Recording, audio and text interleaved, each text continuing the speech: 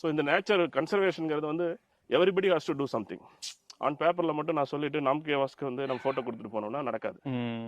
நம்ம way of லைஃப்ல வந்து நிறைய சேஞ்சஸ் வரணும். We have to contribute something physically.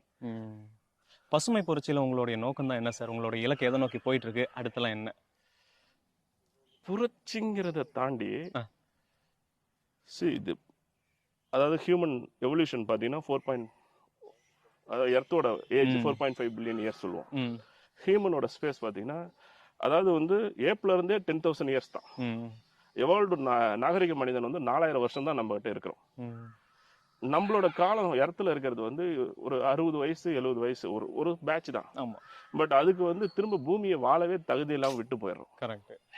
இந்த ஆஃப்டர் இந்த 100 வருஷமா நம்ம industrial revolutions and other aggressive டெவலப்மெண்ட்ஸ்ல இந்த பொல்யூஷன்ஸ் அன்ஹேர்டு இப்போ கொரோனாவே வந்து இவ்வளோ தூரம் இம்பாக்ட் பண்ணுறதுக்கு காரணம் என்விரான்மெண்டலும் ஒரு காரணமாக சொல்கிறாங்க.